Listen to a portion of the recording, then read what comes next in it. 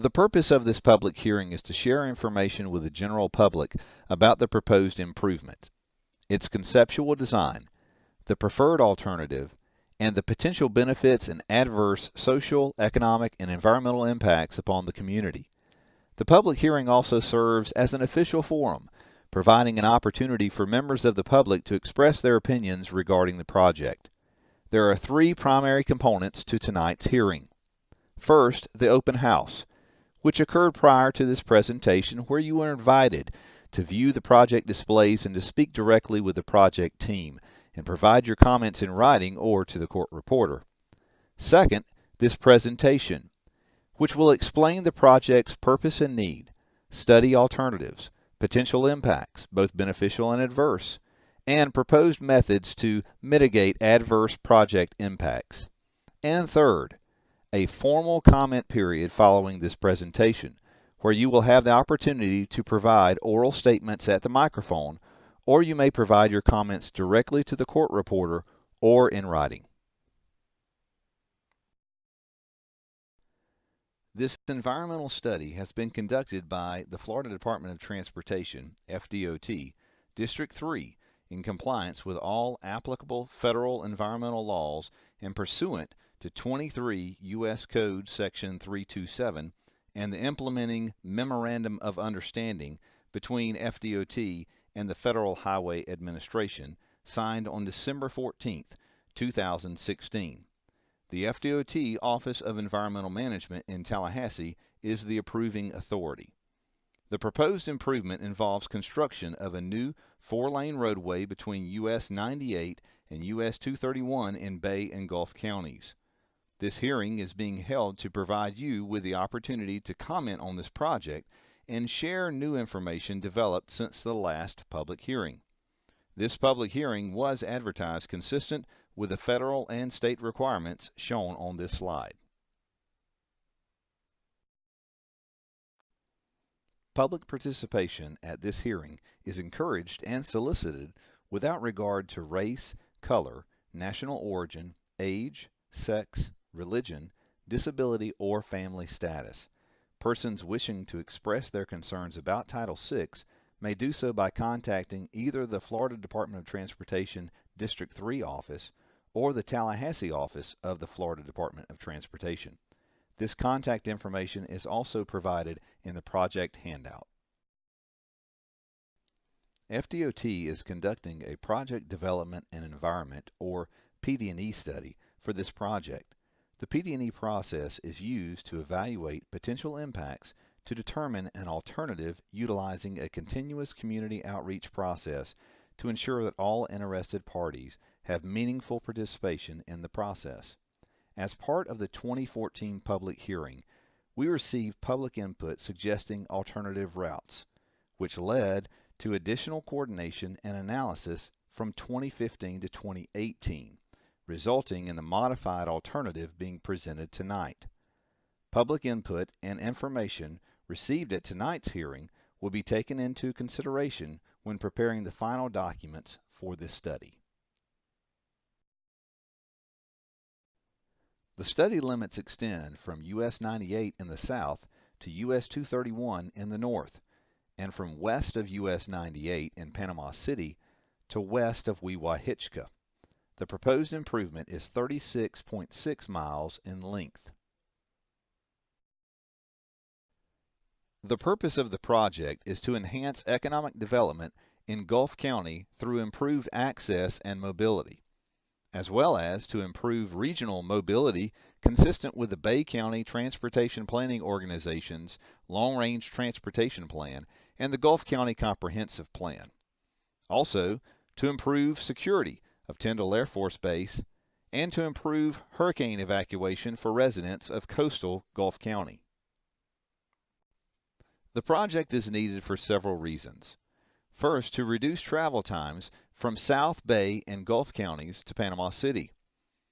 Also, to provide a more direct route to freight facilities on US 231.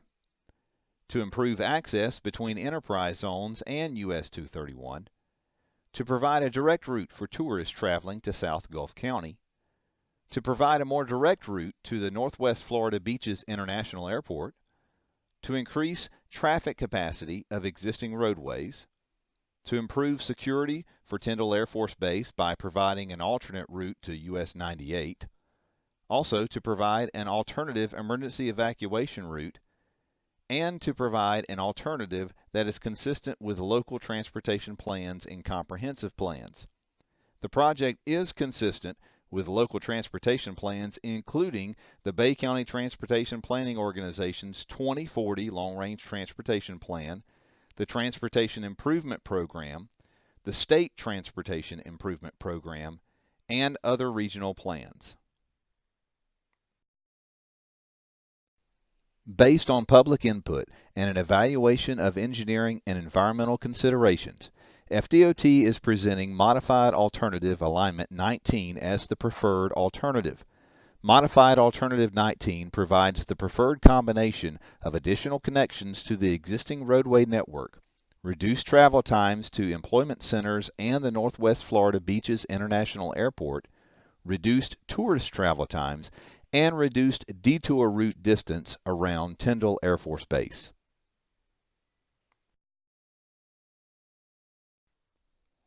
High-speed rural and urban median-separated typical sections with design speeds of 55 miles per hour are proposed for the Gulf Coast Parkway.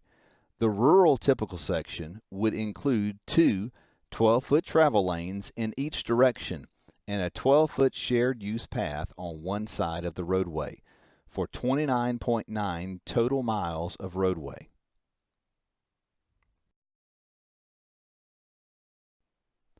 The urban typical section would include two 12-foot travel lanes in each direction, a 6-foot 6-inch paved shoulder bicycle lane, and 4-foot paved shoulder, curb and gutter, and 5-foot sidewalks on both sides of the roadway for 4.6 total miles of roadway. Bicycle and pedestrian facilities will be included throughout the proposed roadway.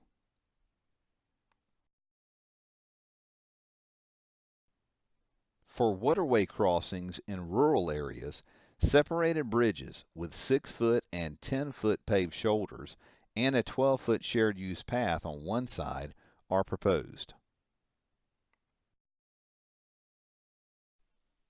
For waterway crossings in urban areas, separated bridges with 6-foot and 10-foot paved shoulders and 5-foot sidewalks on both sides are proposed. It is anticipated that 6 new bridges will be required for the preferred alternative. An important element of this PD&E study was to evaluate the potential project impacts and benefits. A wide range of environmental resources were evaluated, including various social, cultural, natural, and physical features. Engineering and traffic factors were also considered. One of the unavoidable consequences on a project such as this is the necessary relocation of families or businesses. On this project, we anticipate the relocation of 26 residential properties and 3 businesses. All right-of-way acquisition will be conducted in accordance with Florida Statute 339.09 and the Federal Uniform Relocation Assistance and Real Property Acquisition Policies Act of 1970, commonly known as the Uniform Act. If you are required to make any type of move as a result of a Department of Transportation project, you can expect to be treated in a fair and helpful manner and in compliance with the Uniform Relocation Assistance Act. If a move is required, you will be contacted by an appraiser who will inspect your property. We encourage you to be present during the inspection and provide information about the value of your property. You may also be eligible for relocation advisory services and payment benefits. If you are being moved and you are unsatisfied with the department's determination of your eligibility for payment or the amount of that payment, you may appeal that determination. You will be promptly furnished necessary forms and notified of the procedures to be followed in making that appeal. A special word of caution: if you move before you receive notification of the relocation benefits that you might be entitled to, your benefits may be jeopardized.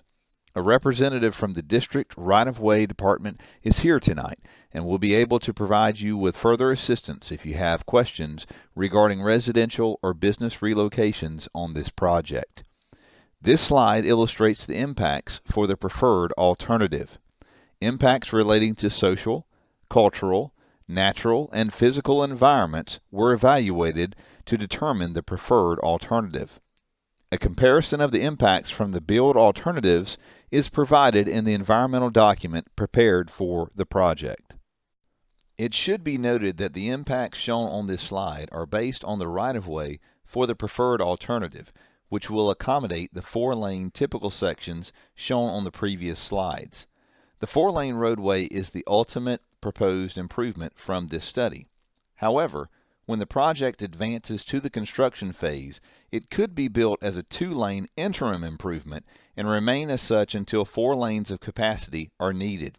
The total construction cost for the 2-lane interim improvement is $534.1 million.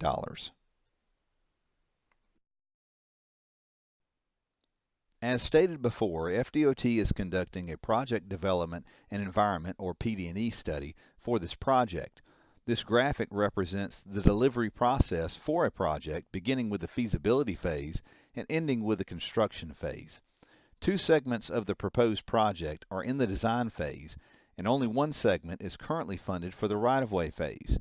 The remaining segment's funding period is beyond 2040 for both design and right-of-way.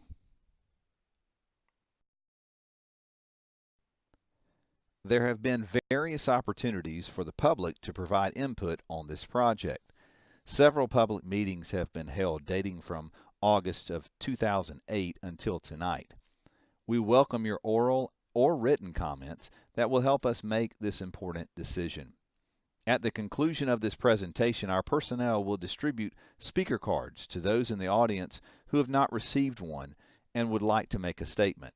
A court reporter will record your statement, and a verbatim transcript will be made of all oral proceedings at this hearing. If you do not wish to speak at the microphone, you may provide your comments in writing or directly to the court reporter at the comment table. Every comment method carries equal weight. Written statements may be presented in lieu of or in addition to oral statements.